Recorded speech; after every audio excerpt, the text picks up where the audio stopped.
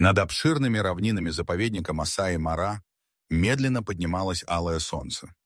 Его свет окрашивал небо в золотые и багряные оттенки, и величественная саванна наполнялась жизнью нового дня. Но вместе с красотой рассвета приходила и жестокость.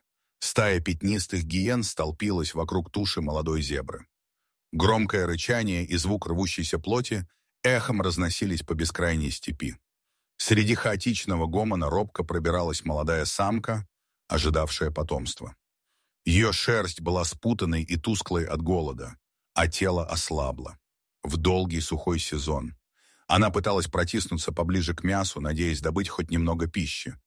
Но эта гиена никогда не отличалась силой и удачливостью, и более властные сородичи легко отталкивали ее. Все, что ей доставалось, лишь остатки, которые другие презрительно бросали.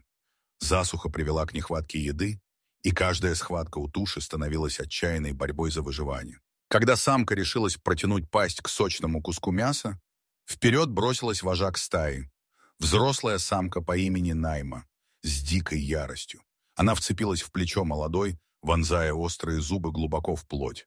Боль пронзила все худое тело изгнанницы, и от мощного удара она рухнула на землю. Угрожающее рычание лидера ясно давало понять: сопротивляться нельзя.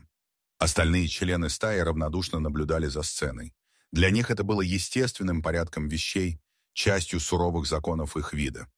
Израненная и обессиленная, самка была изгнана и лишена права вновь приближаться к пище.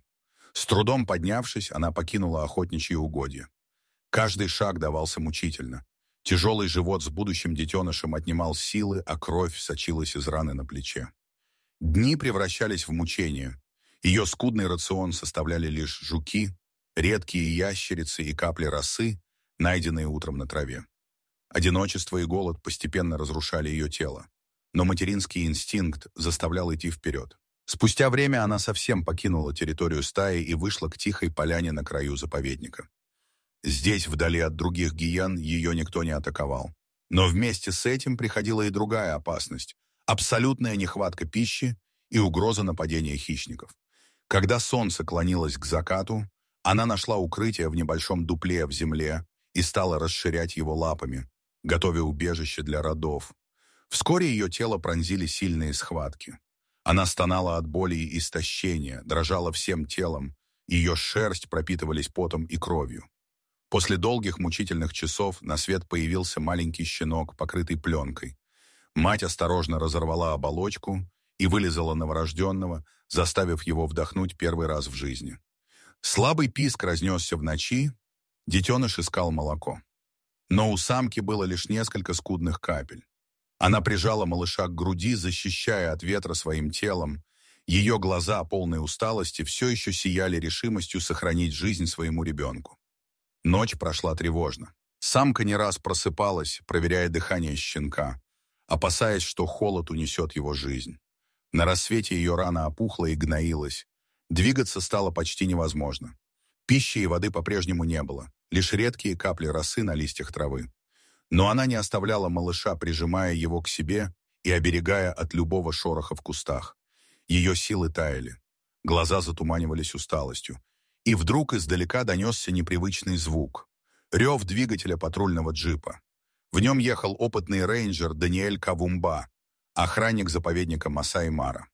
Он проверял состояние диких животных на окраинах и заметил ослабевшую гиену, оберегающую своего крошечного детеныша. Сначала Даниэль остановился на расстоянии, чтобы не напугать животных. Но увидев, что мать едва стоит на лапах, он осторожно приблизился.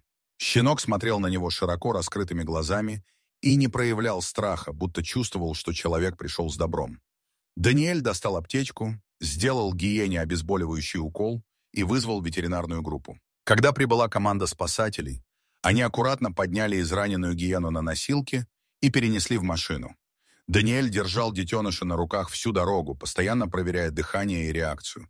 В спасательном центре мать и щенка разместили в отдельной комнате, чтобы избежать риска заражения. Ветеринары тщательно обработали рану, сделали уколы антибиотиков и поставили капельницы для восстановления сил. Щенка начали кормить заменителем молока, насыщенным витаминами. Постепенно жизнь матери и ее ребенка начала возрождаться.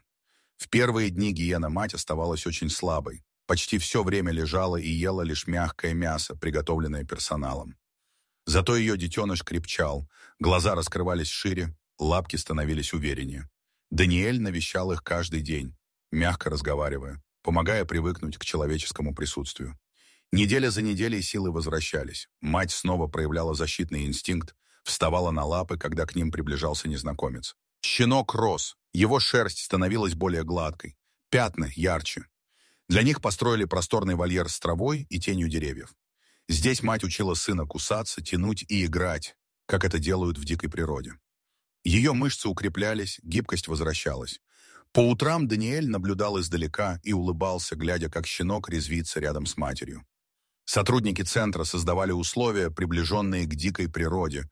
Мать тренировалась на искусственной добыче, которую тянули на веревке, а детеныш учился выслеживать и нападать. Месяцы лечения и тренировок сделали свое дело.